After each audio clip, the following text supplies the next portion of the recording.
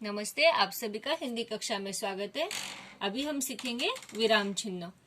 क्या आप यहाँ पे कुछ चिन्ह देख रहे हो? हाँ, तो विराम चिन्ह का अर्थ होता है विराम यानी रुकना, ठहरना। उसे आप बोलते हो स्टॉप। चिन्ह चिन्ह यानी कि निशान, साइन। यहाँ पे क्या दिए? कुछ चिन्ह दिए हैं, उनको विराम चिन्ह कहा जाता है। विराम चिन्ह क्यों इस्तेमाल किए जाते हैं, इनका क्या उपयोग होता है, तो चलो देखें। भाषा में स्पष्टता लाने के लिए कुछ चिन्हों का प्रयोग किया जाता है। इन चिन्हों को विराम चिन्ह कहा जाता है। तो देखिए कुछ चिन्ह। इस चिन्ह को अल्प विराम कहते हैं। खड़ा दंडा, इसे क्या कहते हैं? पूर्ण विराम। प्रश्नवाचक चिन्ह, उद्धरण या अवतरण चिन्ह। अल्प विराम चिन्ह कब इस्तेमाल किया जाता है? जब हम कुछ बात कहते हैं, उसमें 1, 2, 3 ऐसे ढेर सारी बातें एक ही वाक्य में बोलेंगे, तो ये इसका इस्तेमाल किया जाता है। पूर्ण विराम, वाक्य पूरा हो गया यानी उसका अर्थ पूरा हो गया है या हमारा बोलना खत्म हुआ है, तब हम यह इस्तेमाल करते हैं। प्रश्नवाचक चिन्ह, अगर हमें सामने वाले से कुछ जानकारी प्राप्त करनी होती है या कुछ पूछना होता है, तब हम उस वाक्य के आगे प्रश्न चिन्ह लगाते हैं। उद्धरण अवतरण चिन्ह, यह हमें अगर किसी से कुछ बताना होता है कि जो तीसरे व्यक्ति ने कहा होता है, तो सेम टू सेम यानी जैसे के जैसे बताना के लिए हम यह इस्तेमाल करते हैं। यानी भाषा में स्पष्टता लाने के लिए कुछ चिन्हों का प्रयोग किया जाता है। इन्हीं चिन्हों को विराम चिन्ह कहते हैं। तो चलो कुछ वाक्य में चिन्हों का प्रयोग करके देखें।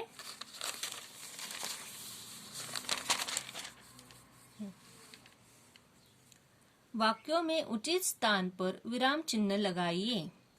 तो यहाँ पहला वाक्य दिया है, राम ने बाजार से गाजर, सेब और अनार लाए।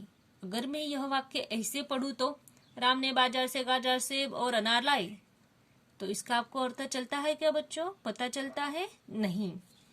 तो इसीलिए इस वाक्य में हमें अल्पविराम लगाना पड़ेगा। गाजर, सेब। अभी इस वाक्य का अर्थ होगा, राम ने बाजार से गाजर, थोड़ा रुकना है, सेब और अनार लाए हैं। वाक्य पूरा हो गया, इसलिए यह लगाया है यहाँ पर विराम चिन्ह।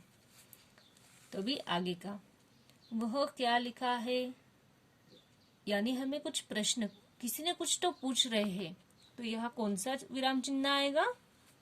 प्रश्नवाचक। तभी इस वाक्य का अर्थ हमें पता चलेगा कि हमें कुछ उत्तर देना है। आगे का है, राम ने कहा सत्य बोलना सबसे बड़ा धर्म है। इस वाक्य का अगर मैंने जैसे रीड किया ऐसे करने से पता चलता है क्या? नहीं। लेकिन अगर मैं सही तरह से इसमें विराम चिन्ह लगाऊंगी तो मुझे इसका अर्थ स्पष्ट होगा। जैसे राम ने कहा, अल्प विराम देना है, सत्य बोलना सबसे बड़ा धर्म है।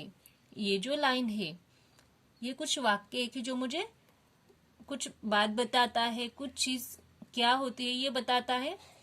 इसीलिए हमें क्या करेंगे, इसे अवतरण चिन्ह देंगे यानी उद्गारवाचक चिन्ह देंगे।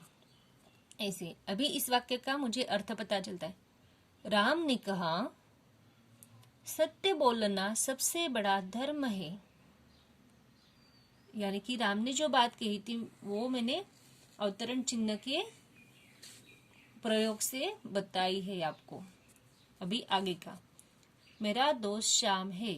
ये प्रश्न है, वाक्य है या क्या है? इसमें से आपको क्या पता चलता है? सिर्फ मेरा दोस्त श्याम है। अगर मैं यहाँ पर ये खड़ी लाइन लगा दूं तो यह वाक्य पूरा होता है, यानी इसका अर्थ होता है मेरा दोस्त श्याम है, यानी मेरा एक दोस्त है जिसका नाम श्याम है।